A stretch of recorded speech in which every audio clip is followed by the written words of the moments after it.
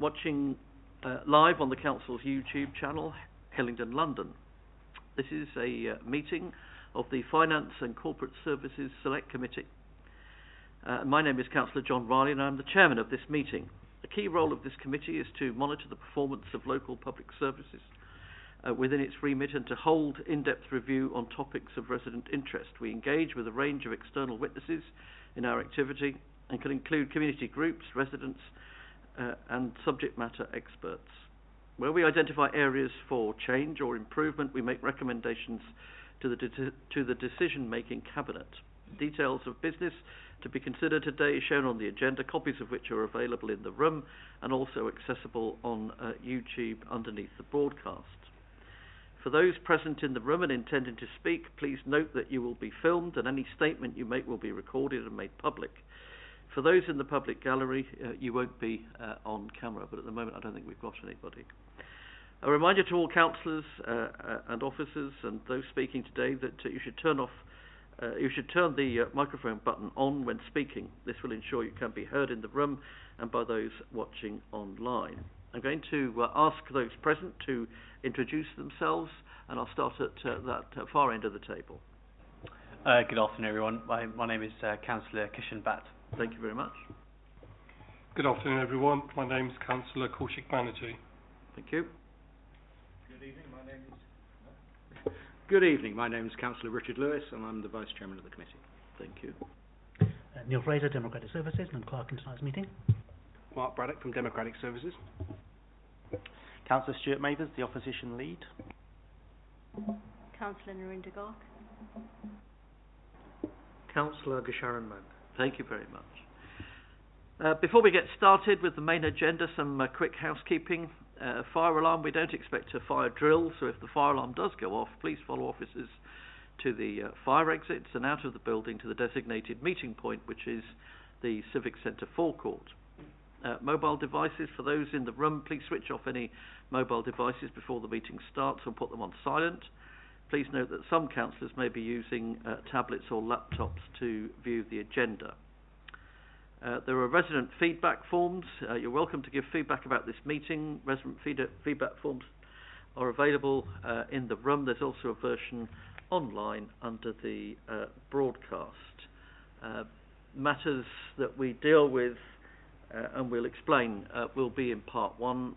I don't think there are any part two matters, but were there to be, then we would go to part two and the recording would be switched off. All right, those are the standard announcements. Thank you. So, first of all, apologies for absence, please. All members are present, Chairman. Thank you very much. Declarations of interest in any matters coming before the meeting? All right, thank you. Minutes of the previous meeting on agenda item 3, which was part and parcel of the Council AGM where the committee was set up. Any comments? Okay, thank you. And item 4 I've already really dealt with. So item 5, introduction to overview and scrutiny in Hillingdon. This meeting will be a little different to others where a great deal of business is transacted. This meeting, to a large extent, is to introduce scrutiny and overview, which some of us have been involved in for a very long time, and others won't have been involved in very much at all. So I would like to extend a personal welcome to new members of the Council and to say that this is a particularly interesting and effective committee, and I'm glad that you're members of it. I think what's going to happen is that Mark and Neil are going to take us through scrutiny and, or at least in relatively brief terms, and explain to us how scrutiny and overview work, certainly as far as we are concerned here in Hillingdon. So I don't know who's going to start. Maybe Mark is. All right. Thank you, Chairman, and it's good to see you, councillors, and particularly the 4 newly elected councillors. Welcome, and it's great to see you. In addition to my role that you may have seen me in before, after the elections and supporting you as councillors with my team, I'm also the Council's Statutory Scrutiny Officer, and what that means is I'm here to promote overview and scrutiny, support the committees and help guide the committees.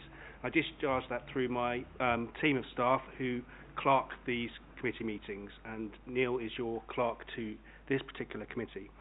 I've got a presentation I'm going to go through. It's relatively short. I'm going to take the report that I prepared on the agenda as read.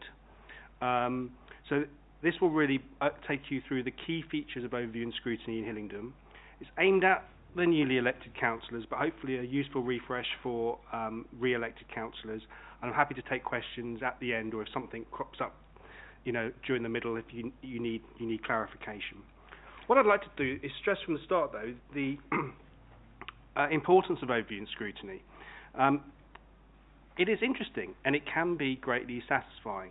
As ward councillors, you can add value through your own local knowledge and insight gained from your contact with residents, and you can make a real difference through the council's decision-making and policy-making processes. Such committees have helped change council services over the years, big changes and small changes, and some have made recommendations nationally which have had an impact. I do recall, and just as a flavour, it's one smallish example of a committee review back in 2012, which Councillor Riley, I think, sat on this committee. The committee investigated the special grant that the council provides to children in the council's care when they leave that care and they transition into independent lives. The committee heard from witnesses, took evidence from other local authorities, and importantly, the care leavers themselves on their issues around cost of living and transitioning to become independent from the council's care. That led, amongst other findings, to a recommendation to increase the grant that the council gives by at least 50%, and it went to Cabinet. Cabinet agreed that grant, and it was then put in the budget the next financial year. Now that simple yet meaningful change by overview and scrutiny committees has since made a real difference to the lives of those young people in Hillingdon. So it's just one small example to leave you with. Presentation in summary, I'm going to go through the role and purpose of overview and scrutiny, how select committees work. I'm going to touch on this scrutiny call-in app, which I will send you more details of that tomorrow. It's pretty straightforward. I'm going to skip that bit, effective policy reviews, because this will be the focus of your July meetings, but you've got information in your presentations there if you want to read that. And just briefly at the end, some scrutiny essentials. But I thought I'd just put things in context and show you where overview and scrutiny sits in Hillingdon.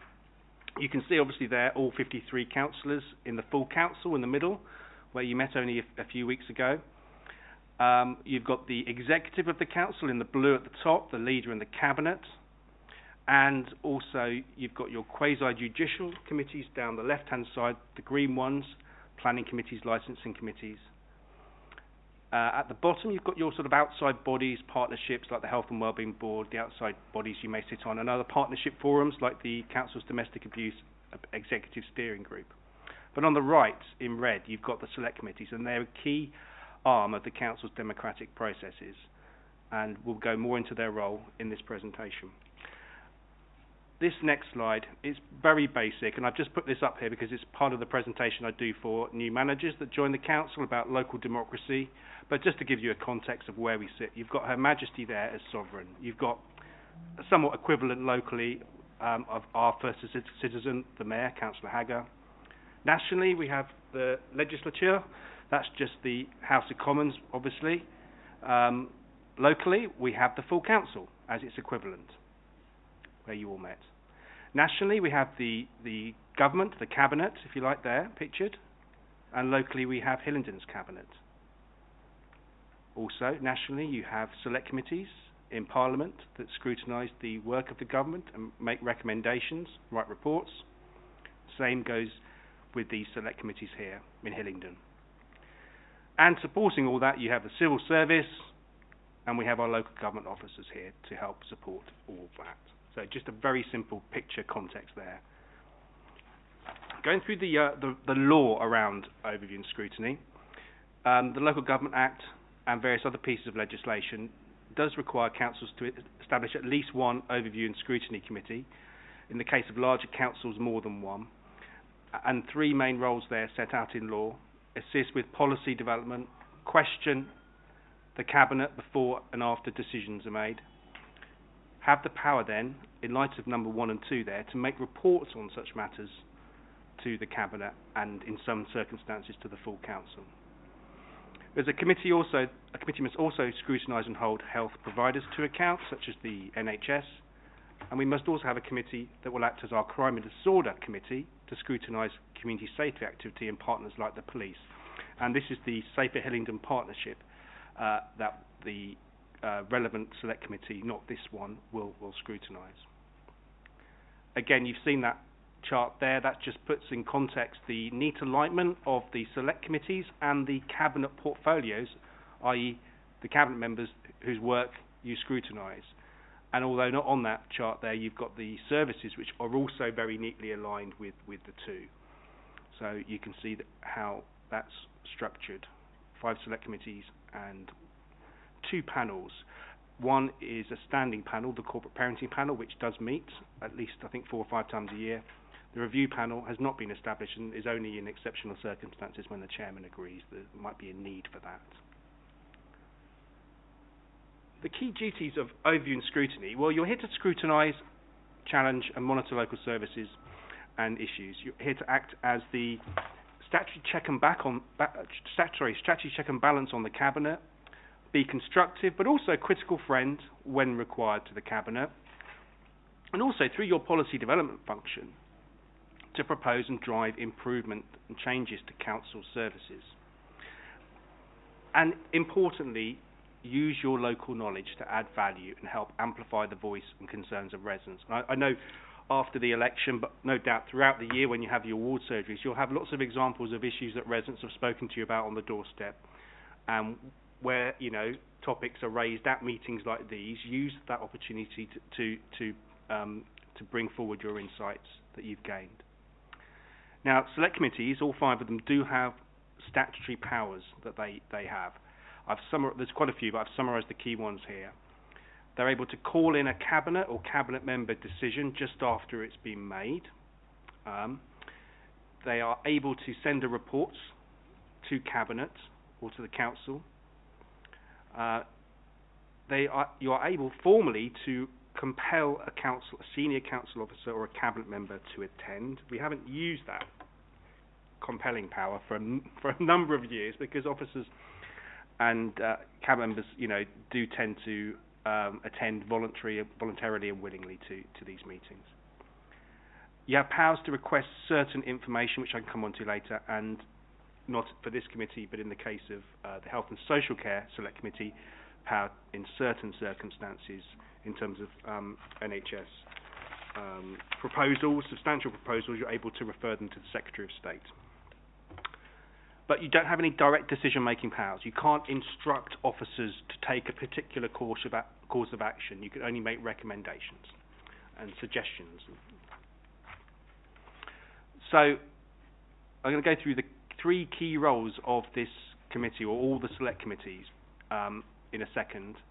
Before 2021, we had different committees with different parts of those 3 roles. So they didn't all do those 3 roles necessarily. Councillor Riley will remember the Executive Scrutiny Committee that just focused on the scrutiny role, or part of the scrutiny role at the top. And we had Policy Overview Committees that just focused on the latter 2 roles, there were 2 and 3. But with these updated arrangements, all 5 select committees now undertake all 3 of those roles in Hillingdon. And your remit, each committee has a cross-cutting remit and relates to Cabinet portfolios. So I've listed them here. You've got it in your pack. They're pretty straightforward. But you've got all our corporate services, some interesting items on there. And I think the one at the bottom is particularly important. It's the resident experience. I mean, this can cut across digital services, complaints, access to council services, customer service standards, all those sort of issues. So it's a very broad topic you can look into on that. And you do all this work through your multi-year work programmes, which you've got on the agenda at the end. And this allows you to plan and balance your workload over the year. What I would stress is keep it manageable throughout the year. I think, you know, and your clerk will help you do this, Neil will help you. You don't want to be having a meeting for 45 minutes one month and then one for 3 hours the next month. You want to try and keep it manageable. And it can be quite complex because you've got witness sessions, you might have different people attending, so Neil will assist you in keeping your work programme manageable. And it's owned by you as a committee, steered obviously by the chairman, but you own that and you can suggest changes at meetings to that work programme. It's flexible, it spans across the municipal year. There's no deadline to get a report to Cabinet before the AGM next year. If you need more time, you find something through your reviews where you might need to adapt, change your scope, your terms of reference, then you've got the ability to do that. So on those 3 roles, your scrutiny role, 4 aspects to this. Pre-decision scrutiny. This is where you monitor the Cabinet's forward plan. You've got this on the agenda later. And give official comments to Cabinet. Every Cabinet report has got a section in for those comments where they're made. And you've got the opportunity to look at items on the forward plan. And where you as a committee have previously considered a matter, then yes, indeed, you have the ability to submit official comments. What I would say, there's no sort of automatic procedure in place for every Cabinet report to come via a select committee for you to give comments. But there will be occasions when Cabinet members may wish to secure the comments of a select committee before it comes to them for decision. And we have one example on another select committee which I was discussing with a Cabinet member the other day, a school policy that's coming up soon. She's quite keen for it to go via the select committee first before it comes to Cabinet for a decision. So there will be opportunities, including the budget, to give comments to Cabinet. Post-decision, after decision scrutiny, this is not the call-in power, number 3 there. This is where we don't think we've done much of this over the years in Hillingdon, where you can say, well, Cabinet, made a decision a few months ago on 6 months ago on a new initiative or policy or housing policy or something like that. Let's see as a committee how that's been implemented after 6 months or a year's time. So you've got the opportunity to review past decisions that have been made to see how well they've been implemented. 3, scrutiny call-in. I will come on to this later. This is where you can immediately call in a Cabinet decision as individual committee members, not as this committee, after it's been taken. And finally, scrutiny of external partners, which doesn't apply to this committee, but that is another form of scrutiny. Your policy review role, 4 aspects to this. Your committee-owned policy reviews. This is your primary activity where you may undertake in-depth reviews lasting a number of months or possibly single meeting reviews on topics with witness sessions where you call in witnesses, experts, residents. You seek information from a variety of sources to make sure you've got all the data you need and evidence, and you make a final report to Cabinet. And that's these policy reviews that you do. We'll come on to that probably more at the July meeting. Number 2, you also look at your past policy reviews as a committee, or those that have been undertaken by committees that had your sort of remit previously. I think there's some suggestions, aren't there, in the work programme, Neil, for one of your policies. I don't know which one that is on there. Let's have a look. It is the... Yes, right.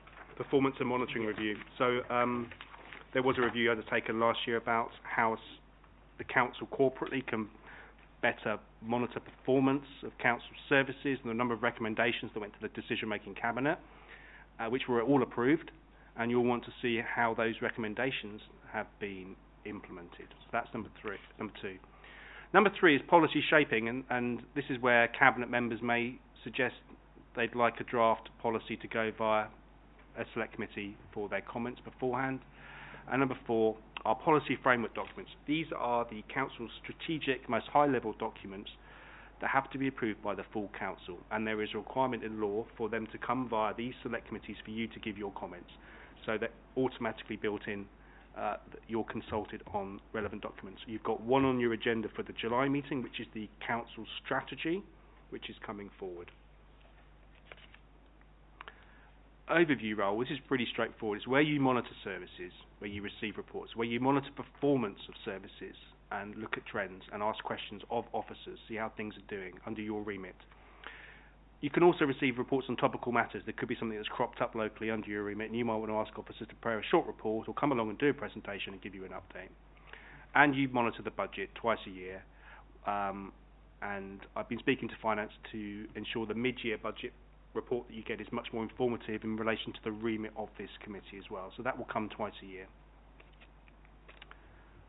Right, we'll go on to this scrutiny call-in. This is where you, the ultimate check and balance, the right to delay a cabinet or cabinet member decision, just as it's been made, to allow the committee to consider the decision. Guidance nationally does say that it should be used exceptionally, where councillors feel they need to intervene, where a decision might need to be revisited, in their view, or possibly changed. And in Hillingdon, we use an automated online app to initiate this process. It's done outside these meetings and by relevant select committees members only. So every time Democratic Services publishes a decision, cabinet member decision or a cabinet decision, we issue a decision notice, and you all get notified in an email from Democratic Services. And in that email, in that notice, it will say which select committee could potentially call that decision in if they want. And therefore you know that members of that select committee would potentially have the power to call that decision in. There are some decisions that can't be called in, and I've put them in your pack there. Pretty obvious. If a cabinet decides to note something, you can't call that in because it's not a decision. But that is, in essence, is the background to a call-in. The procedure is pretty straightforward. I'm going to email this out to you tomorrow. I'll very briefly go through it. A select committee member clicks on the link in the decision notice to the app. It takes them to a form, online form. They fill the form in, basically. Once they press submit, an automatic email goes around to all of you here, just your committee, and you get an email saying, let's show you that email. So let's take you through the picture route. It's probably better. You click on the link in the decision notice. You come to the app here automatically. You click on new call-in request on the left on the green button. The councillor fills the form in with their name and various details and can attach files or whatever else they need. They then get an automatic email, and that goes to all of you. That gets sent saying, basically, dear councillor, Councillor X has made a call-in request on this cabinet decision. Please click here to see the details and whether you wish to respond, basically. You go on if you want to respond. You don't have to respond, but if you want to respond, as a councillor, you click on the link in the email, take you to this page on the app, and you'll have your names down the side there, already pre-populated, and you, in the middle column, you either say approve or reject that call-in request, and if you want to write any comments, you've got an opportunity there in the box there, and then you press submit. And as councillors cast their votes, if you like, through the app, there's a running total which will appear. You can look at them through the call-in request box and see what's happening. Once the magic number 4, it gets to 4, so if 4 say yes, they approve, then that is a valid call-in. And that means that that decision by the cabinet that was requested to be called in is immediately put on hold, can't be implemented, and then this committee will have to specially meet to consider that cabinet decision, call in perhaps the officers concerned, potentially the cabinet member, to ask them why they want to make that decision. And then the committee may feel, well, actually, yes, cabinet has explained why this is necessary, and we agree with, as a committee, that it's fine, and then that decision's implemented immediately. Or it may say, no, cabinet, we don't like it still for these reasons. We'd like to ask you to go back again, meet, and consider whether you feel you should still make that decision. And cabinet will then meet and then make a decision.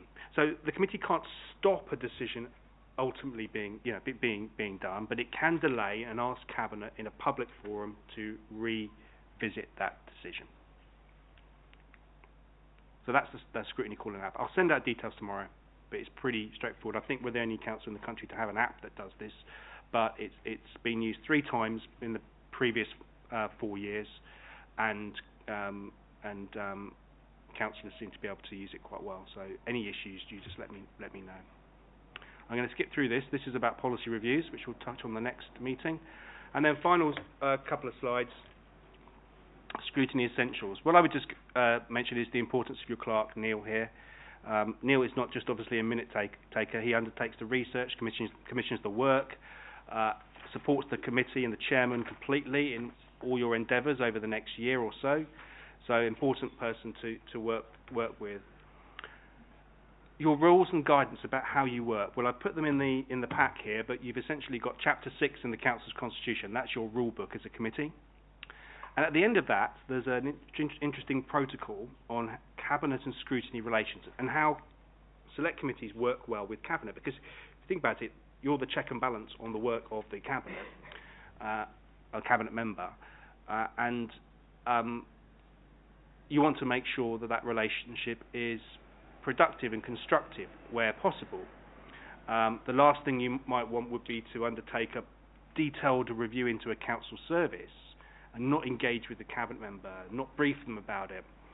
And when you make your recommendations, they're just not agreed, they're set aside and they become irrelevant, whereas good engagement with Cabinet members throughout the process can often lead to much more valued reviews coming forward. And also for Cabinet members, how they should respond to requests from you about information and where possible provide you with that information. So it's an interesting protocol to look, and it just really clarifies the relationship, hopefully in a very constructive one. Access to information. Well, it's a question often asked, and what I would say, if you do have a particular case where you require information as a committee and you're finding it difficult to get it, then you approach the clerk or myself and we will look at that on a case-by-case basis, because often it is on a case-by-case basis. But there are some general rules.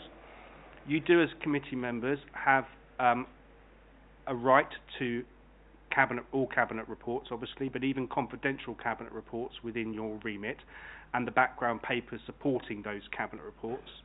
But I wouldn't worry about that, because we actually apply across Hillingdon a universal way of ensuring all councillors get access to Part 2 confidential reports, no matter what. So you already automatically have that right in process, if you like. But you do have a right to information regarding the work that your committee is undertaking, on a reasonable basis. Committee would be undertaking reviews, or could be monitoring the performance of a particular service, and you do have the right to request that information if it's reasonable about a particular service. Requests, I would suggest, are made via committee meetings. It's important then you all know what information you're requesting as part of your review, and then Neil can go away and get that information, report back to the committee, or if necessary, if information is timely and needs to be circulated, that can be circulated around outside the committee by email. So you don't have to wait all the time for that information. And there's a wide array of areas, wide array of tools you've got as a committee to get information to support you in your work, particularly your policy reviews, whether it's surveys, undertaking site visits, having networking sessions, or having workshops with different stakeholders. There's a variety of tools for you to get that qualitative and quantitative data that you need for your reviews that you're undertaking. Final point on here, questioning attendees. Officers, when they attend, they do attend voluntarily. So I would just say, I'm sure we've never had an issue with this, because councillors and officers work very well in Hillingdon together. But approach any questioning of officers if you're scrutinising the work of their service in a fair and balanced way. But you do have that fallback of that formal compulsion that I mentioned earlier if you're finding it difficult as a committee. And finally, just some do's and don'ts, pretty straightforward here. Do try to reach a consensus. Work with you all together as a committee. In my experience, I'm sure the chairman will agree, overviewing scrutiny has never really been political over the years. It's very constructive across all parties. Do challenge, do ask for that evidence if it's possible to get it, and consider questions in advance and be prepared. So when you've got an agenda that's been issued and it's got details of the witnesses attending, think about some questions you might want to ask them, and if you want any advice, ask Neil about the types of questions and whether you think they're good questions or whatever. And be fair and inclusive. Some don'ts, don't have votes. It's very rare to have votes. Sometimes they do happen, but you don't need to really have votes at committee meetings. Hopefully you'll all agree together that you want to do something or not. And the rest are pretty straightforward. The final thing I'd say on the don'ts, individual complaints or concerns. So you get a lot of contact from residents through your ward surgeries and your general work as ward councillors, and your members' inquiries that you submit. And you'll get to know of complaints or issues that residents will raise. It's clearly not right to raise those individual complaints about that those residents have raised at these meetings, but anecdotally, where you're receiving complaints about a particular service or area, it's absolutely right to raise those issues at this committee, because they can be fed in and can be looked into as part of your review. So it's pretty basic stuff. You know, we don't mention personal names or individual complaints, because they could potentially be referred back to that individual. But you can refer to that complaint anecdotally, or complaints anecdotally, if you like, about, in order to inform perhaps a particular review or subject you're looking into. So I think that's it from me, Chairman. I'm happy to take any questions that the committee may have. And over the course of the year as well, and you've got Neil here, your clerk. Thank you, Chair. Just a couple of questions. So, with your knowledge of scrutiny, etc., this isn't just this council, when cabinet members have the prerogative to choose what comes before a decision's made and what's after, how much influence would a committee have to ask for something in advance? I know we can see the forward plan today, which is great if we've got items that are 3 months ahead, but if they're for the next cabinet meeting, it's a bit late for us because it's on Thursday. But so just guess, what are the kind of checks and balances locally, but also nationally, to make sure that a cabinet member, and I'm not saying anybody is, keeps the things they don't want to be seen to themselves? That's a good question, Councillor. So, in terms of the any guidance sort of nationally, I mean, it does encourage cabinet members to, to allow for pre-decision scrutiny where possible. There's not an automatic requirement for it. In terms of how we approach that in Hillingdon, I think things are evolving. They have evolved over the years. So, for example, now we are preparing the forward plan much more in advance. We're trying to give much more notice now of decisions well into the future, so it's not all last minute where they get added to the next meeting. And that can potentially give time, if not for you to receive the draft report, because it won't be ready in November, or if you're meeting in July, the draft report for a November cabinet meeting won't be ready yet, but there might be some information that there is available for you. But also, because we're planning more in advance, then there's an opportunity for you as a committee to say, well, actually, there's something coming up in November. If it's possible, would the cabinet member consider asking officers to prepare a draft earlier and send that via this committee, or at least brief this committee fully, so you can then have the ability to provide official comments to the cabinet when it meets in November to consider the matter. So absolutely you can request that. There's no automatic right. There quite rightly will be proposals later on the forward plan that cabinet members are still yet to finally formulate or prepare the final recommendations with the officers for understandable reasons. But absolutely fine for this committee to request that. We've had many requests over the years, and we've tried to work together, and the clerks work with myself, and I've worked with the chairman and the cabinet members to try and see what we can do on matters. Chair, sorry, I just have a few questions. I'm just trying to get an idea of the... So, this committee covers the portfolio of the leader of the council and the cabinet member for finance, who are very cross-cutting when it comes to what they have to do. How is the balance... I'm trying to think of an example that isn't contentious. Okay, so an issue relating to schools forum, for example, because it's the one that was in the forward plan, that would automatically go to the education-related committee, but also could have an impact on finance. So is it that it goes to both committees, or that item on the cabinet agenda, there's a balance? I'll let you get on. Yeah, no, that's a very good question, and I mean it's preferable for it just to have one committee down, because it's a lot simpler, that committee. So our rule of thumb, and I think ultimately in the Constitution it's sort of the head of democratic services decision which committee, but our rule of thumb, it comes from where the department comes from and the cabinet portfolio, the primary department portfolio. So a school's budget is prepared by the finance department, so that would fall under in my view, actually probably this committee. Whether it's listed for the other one, I'll have to check that, but I think probably the school's budget would probably fall under this committee.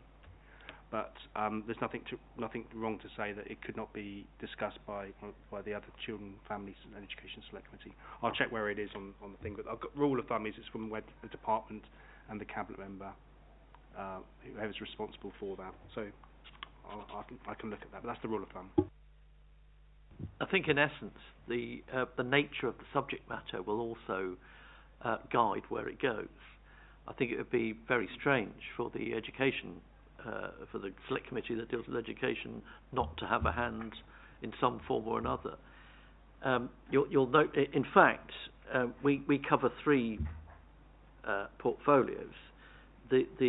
When these committees were reconstructed, and thoughts were about reconstruction before the last election and then afterwards, that the idea was to try and align the various committees' work much more closely with cabinet responsibility, because it just makes life easier, both for the committee and for the cabinet member. So you'll see that we've got the leader of the council, we've got the cabinet member for finance, and then corporate services. So we cover 3 portfolios essentially. So it's the leader of the council, Councillor Edwards, Councillor Goddard for finance, and Councillor Mills for corporate services. So to that extent, we've got that alignment with those 3. And there will be, to an extent, a lot of crossover, but we try and limit it because we don't want officers duplicating work for different committees. Where there is and this happens rarely, but I have done it, where there is a very specific interest in a particular topic that goes across a number of different committees, then it's not impossible to invite the chairman of those committees to come and sit with the committee that appears to be the lead in that area. But inevitably they have an input. So rather than having 2 or 3 reports across 2 or 3 committees, so essentially the officers are repeating things, then we can bring the other committee chairs together and just have the one report. So this is why earlier on Mark was saying, and indeed it's set out, that we try not to be terribly political in these meetings and try and be much more helpful if we can be in terms of how we work. So the effect of the reduction in numbers, the effect of the reorganisation of the whole organisation has meant that there's a lot more alignment, but equally it's a broader alignment inevitably, because there's less of us doing more work and there are more departments and directorates that have been put together in order that they can do their work better in better circumstances. So that gives you a sort of broad idea about where we go. All right, any other questions? Oh, you've got a few more? Yeah, okay. Just one more, and that'll be brief. On page 13, it talks about the call-in procedure not being initiated at meetings, and makes all sense, and requests that don't receive a majority are not reported. I guess I'm just understanding what the thinking was behind that and how we promote transparency. So even though it's not a call-in, so it doesn't need to be a matter of public record that something's been formally called in, how could there be an increase of transparency in this area if things were attempted to be call-in? And I know that because the call-in process can be political sometimes, because a motion may go before council, which one side agrees and the other doesn't. It doesn't matter which side. And it could be that there is a case where, because of that ideology or thought or direction that's wanted, that the scrutiny committees, there's another voice there. And often when you go to council, if it hasn't come through the select committees, there is a critique, rightly so, that this should have been dealt with through select committees. So there is always a political dimension, and the committees reflect the political balance. So it's just, is there a way, or is there any thought around how those potential call-ins could be recorded, even if it was just a register on the website? Because the challenge for me is if there's a constant area that has opposition support, or if it's the other way around, a rebellious Tory group of backbenchers who are on the same committee, ironically, putting forward something but it doesn't quite get through, that could still be of interest to members of the public and also be of interest to those who want to helpfully critique maybe an area where decision making isn't as helpful as it could be in any administration, whatever party. Chairman, so one way possibly, and we did touch on it briefly, was the annual report to council each year. So that a reference was made to the fact there were 3 call-in requests, but it didn't go into the detail of what they were. So that could be a possible route, perhaps. Happy to explore alternative, options to that as well with the select committee chairman. There's a vast range of data that relates to the activity of committees anyway, and it may be that the nature of requests will be subject to some form of data collection in terms of that aspect. I mean, as you heard from the explanation in regard to the app, it needs, in order for a call-in request to be sanctioned, as it were, it needs there to be 4 names approving. I don't think we're going to go down the route of essentially having sort of mini recorded vote as far as that sort of thing is concerned. And I have to say that having sat for a very long time on executive scrutiny, a great deal of issues and matters that were raised in that committee were ones which, on reflection, were probably best raised in council in order that answers could be given. Because essentially, when I was a cabinet member, I did do this. I appeared before my own select committee on a range of issues. But the main forum for cabinet members responding to issues that are raised by members is at council, and traditionally, not just in this council but in many councils, cabinet members may not sometimes come before committees, although the willingness to do so is fairly clear. But in some that one is aware of, they never do. But there's no reason why they shouldn't. In many respects, they can be asked if they wish to come before them, and sometimes they'll want to explain things. So that's quite useful. But as I say, I suspect that the data on those sorts of issues is available. But whether it's something that we need to go into, we'll look at that perhaps at a later date. All right, thank you. Any other questions? No? All right, thank you for that. And thank you, Mark, for that. Is the scrutiny call-in covered under GDPR, actually?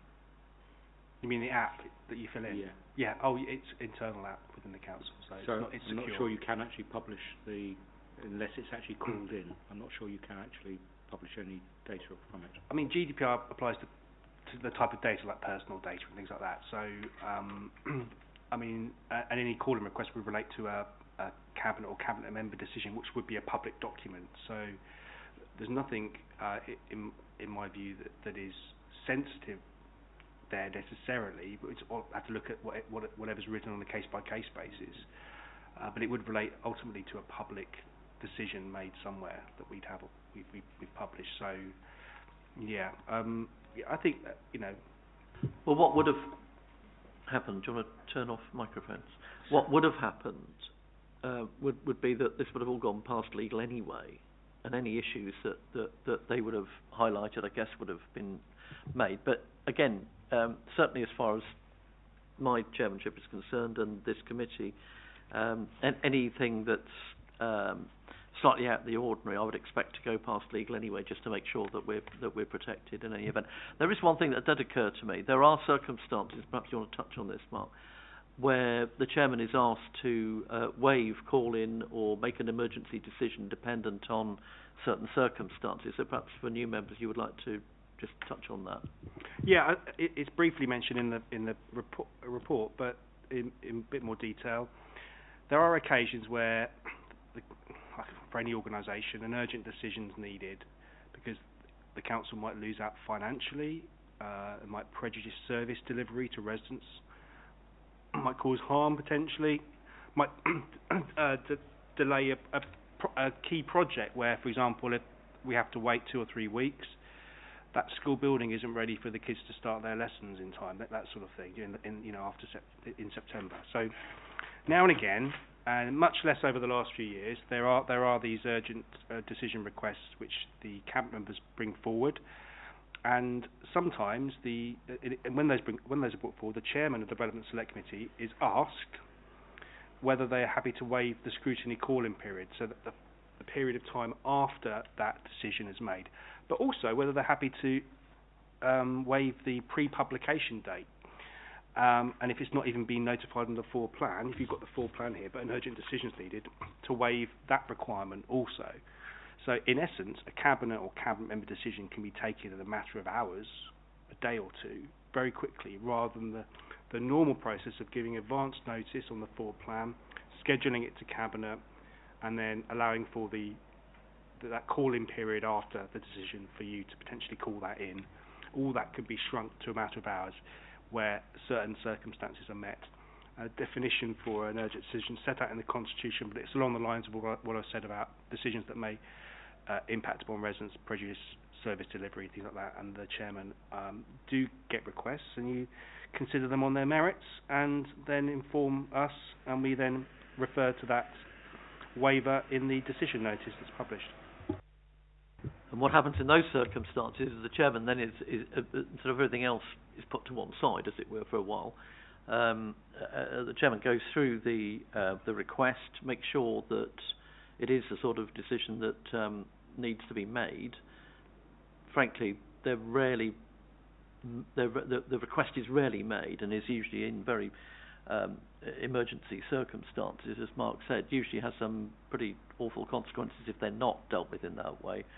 But the relevant chairman is asked to consider it very carefully and then deal with it. It used to be, again, pretty much the purview of executive scrutiny, because that's where it came from. But with the demise of executive scrutiny, the individual committee chairmen are the ones who take that decision. And it does seem to me that that if they're going to be requested, it very frequently will come here, because of the nature of the business and the type of sort of thing that we're going to be asked for. And just to complete, clarification, there is also one further power which is far more urgent than this one we've discussed, and that's the leader's emergency power, which has only been used during the COVID pandemic, from memory, and that was to make some very, very quick decisions which were needed instantly. So that's life and limb matters on the phone late at night. What we do with those, we record those, and we then ratify them at subsequent cabinet meetings, so there's a public record of those. But that's different. That's very rarely used. Okay, just a couple of observations, and we'll move on. You'll see on page 6, and it's already been referred to, that we've got there the relevant service areas, and they are. I mean, even if we had one of them, that would be a lot to deal with. We've got 12 of them, and they basically cut across or include all the major service areas that there are in the council. So it's a very big task. And then the one that's put at the end on page 6, resident experience. I'll come back to that either at this meeting or next time. But that is, again, is a very, very wide topic that we've been given to deal with, and something that I'm very interested in dealing with, developing and expanding. The other thing I would say is that, and maybe other chairmen are going to say the same thing, but I think it's particularly important for this committee, studying and reading cabinet papers, I think, is going to be very important for us, because a great deal of the financial information and business information is contained in that. Now, I'm very used to it, and others are as well, but it's a lot of information to take on. And if I may, just to give a little bit of guidance, I wouldn't try and get around absolutely every single thing in cabinet, and perhaps it would be an idea for people to concentrate on certain areas that may be of interest to yourselves, but certainly initially look at certain areas, see how they are, see how they go, follow those, because there is so much information in cabinet documents. You could almost spend all the time between each cabinet meeting reading up the last one. So don't be daunted by it. But I do think it's particularly important for us in this committee not only to read our own documents, which will usually be given to us well in advance, but also to be very conversant with the Cabinet papers. All right, well, look, thank you very much for that, Mark. That was very helpful, and a good reminder for some of us, and I hope a good introduction for newer members. Okay, item 6, Cabinet Forward Plan. Yes, thanks, Chairman. So, committee members, this is, as Mark alluded to, just a summary of the main forthcoming decisions to be made by full Cabinet that are within the committee's remit. It's a standard item that's going to be on all of your meeting papers here on in, and it really is your opportunity to scrutinise what is coming forward, whether there's anything in there you require further information on, whether there's anything that you think is sufficiently interesting to suggest as a future information item or even a review topic. I don't know if Mark has anything to add to that. No, Chairman. So it is just a note, unless you have any comments on it. Councillor Mathers. Just one question. The monthly outturn report that goes through Cabinet, that would, under executive scrutiny, have gone through a kind of questions, or there would have been breakdown of different decisions that Cabinet had to make. I just wonder how that's scrutinised, because it isn't appearing on our forward plan, and I'm not suggesting every month we go through that, but it'd just be useful to understand how there is scrutiny of that. I know there's Cabinet itself, but how that particular Cabinet decision, whether noted or additional, as they normally are, many different approvals or decisions made, how they are scrutinised. Yeah, I mean, that should be added to your list, and I think from memory, I will check, but the regular Cabinet budget monitoring reports are come under this Select Committee's remit. So if there is a particular decision that's made, which is quite often within them, then it'd be something if you wanted to look at that. So yeah. I thought so. I mean, looking at the Cabinet agenda for Thursday, we've got the budget outturn report at item 6. So, I mean, obviously it's all been a bit quicker this time, but in terms of us getting those papers, then obviously we would get those, and this is what I mean about looking through the Cabinet papers as soon as they're published, really. So that report is there at item 6, ready to be discussed on Thursday. Okay. As far as I'm aware, Chairman, we don't actually get Cabinet papers. No. No, but they are available, and to be looked at, certainly. No, you're right. We don't necessarily get them as a matter of course, but nevertheless, I think they're available on the website anyway, aren't they? Yes, so all members will get an alert whenever an agenda, whatever it is, whether Cabinet or otherwise, is published. So they'll have a link to the papers for you to read. Separately, we maintain a location on our internal drive, which was recently shared with all members, and members were requested to bookmark it, which also includes a repository of all the various published papers.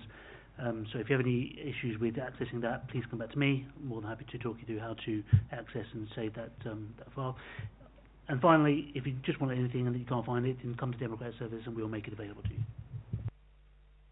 I've only got my own hard copy because I just find it so much easier to read papers rather than off screens, but there we go. It's probably something to do with not old age, but just habit. Okay.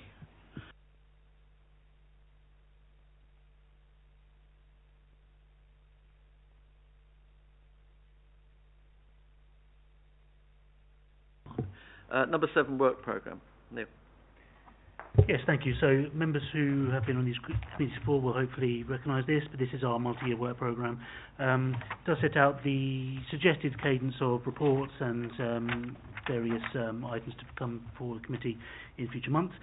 One slight change to the published is that the budget report, which was scheduled for July, is now going to be determined in September to allow officers to prepare a more comprehensive report for the committee. Beyond that, welcome any comments, any suggestions, any thoughts. Can I just say before people start that this being the first meeting, I'm very happy to take suggestions from anybody and everybody. Clearly there are certain things that this committee has to do at certain times of year, so that does restrict us in terms of the volume that we can deal with. And indeed in the July meeting, we've got a number of senior officers coming along. Let me tell you this. What I've tended to do in other committees, and I certainly intend to do in this one, is to, in a sense, deal with it in thirds, in terms of work programme topics, if you like. Clearly, it's, as Mark's already mentioned in his talk, it's got to be sensible for us to understand from our cabinet portfolio holders the sort of things that they're interested in. There's no point in us working on a range of topics which are not of interest or aren't going to be particularly well received. So one area of gaining subject matter or interest is by talking to cabinet members and seeing the sort of things that they're interested in, so that we can then go away and look at it and drill down into it. It's a useful way of progressing issues. Another is possibly, but unlikely in this meeting, from other colleagues, other councillor colleagues, and then the other third, as it were, is from us here. So to get a range of, now we may not and probably won't get through all of the things that we get given, but it's not just those topics that committee members come up with today, but at any time, if you have an idea about something that you want us to look at, let me know, and we'll see whether we can put it in and what sort of areas we can look at. All right, Councillor Mathers. Thank you, Chair. Just one that is quite timely. Electoral Services have done a fantastic role in recently conducting the local elections, and under boundary changes, polling districts and polling station changes. And I wondered if it would be, if we'd be able, as an information report, just to get an idea of the lessons learned around how they implemented the boundary changes. Okay, it's not a great piece of information for next time, but for the future, and in terms of how electoral services are managing elections as different regulation and stuff comes in, just a bit of an information on kind of what went well from their perspective administratively. We're not talking about results, and lessons learned in terms of communication, things like changes and what barriers there were, just so that the committee is aware and cabinet is aware, I suppose, of things that may need to be looked at for future elections. Any other specific ideas? Councillor Lewis. Well, it's just that do we actually choose where the polling stations are, the new ones?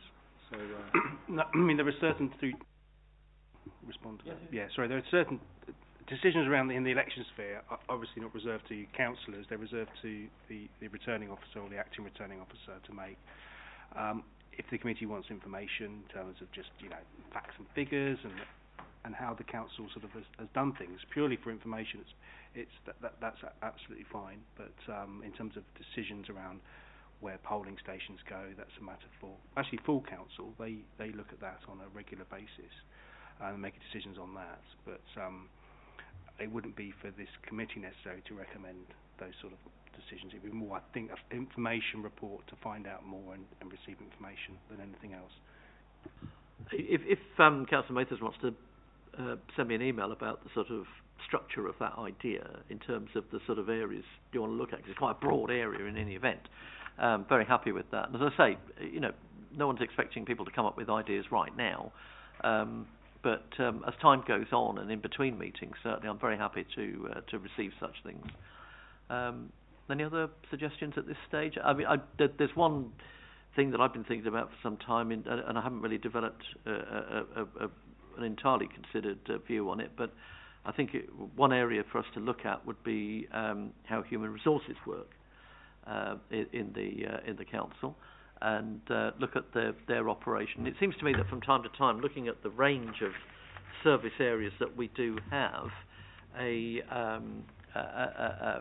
either a general or a more specific look at those sorts of areas, those sorts of how those areas work and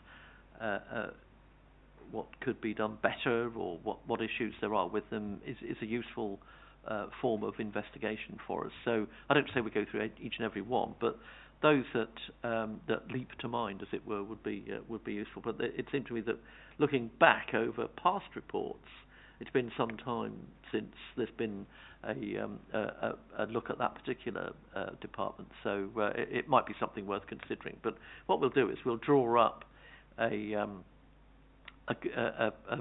list, a sort of long list of topics, and then next time, or perhaps the time afterwards, start going through those and seeing what we want to look at. Yes, let's just, yeah. Thank you, Chair. I think one of the things that come to mind for myself is what kind of technology we have in place at the moment. I know there's been a great push on the digitalisation agenda, and it'd be great to discuss that, and what forthcoming plans there are to kind of improve the efficiency for that.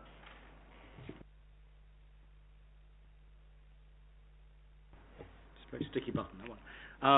Recruitment and retention actually might be an interesting aspect of HR.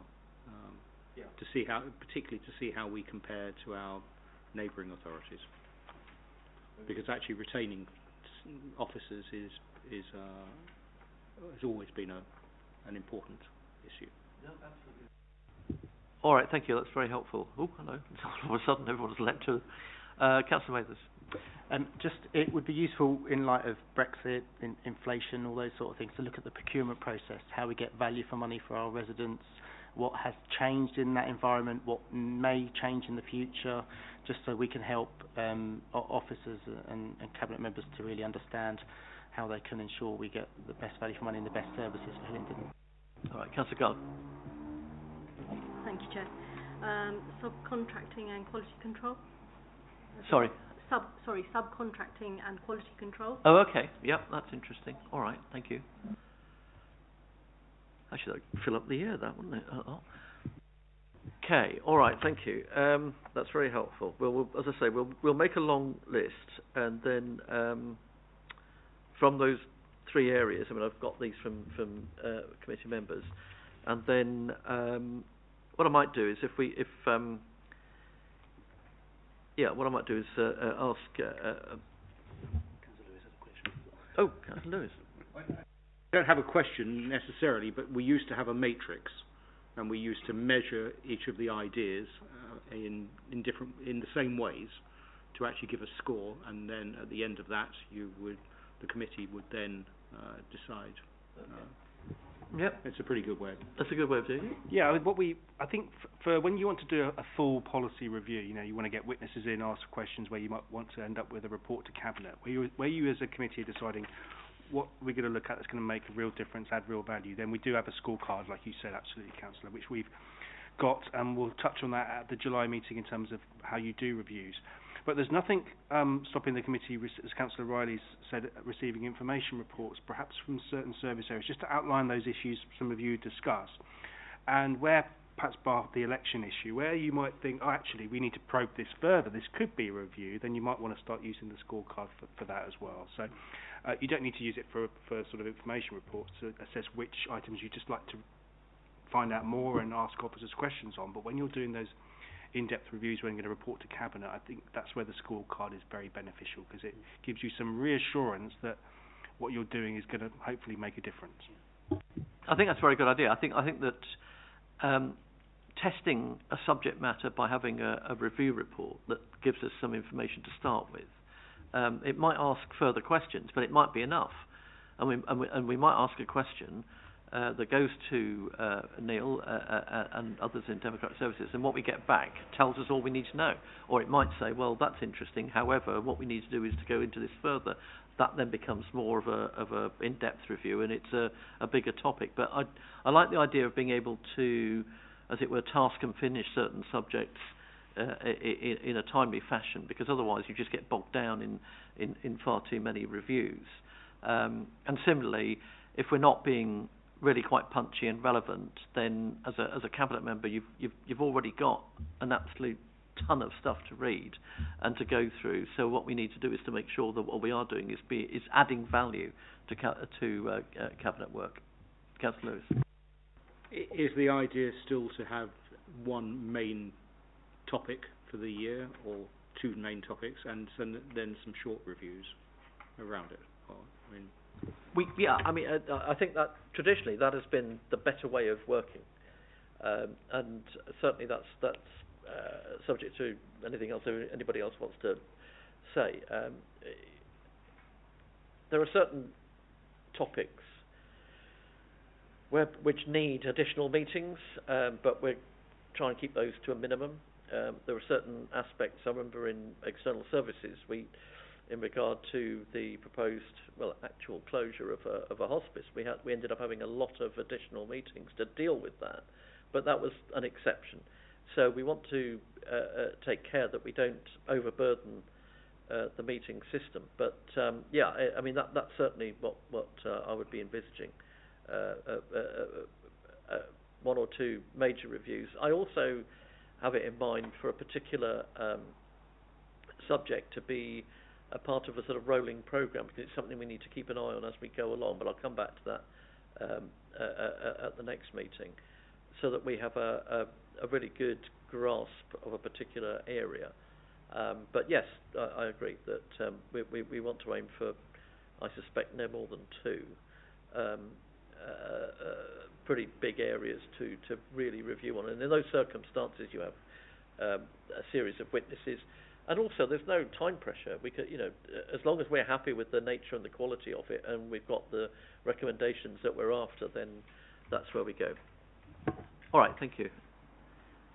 Okay, well, unless there's anything else from anybody else, thank you very much for everybody attending. It's been a very interesting first meeting, and I look forward to seeing you all at our next meeting in July. I close the meeting. Thank you.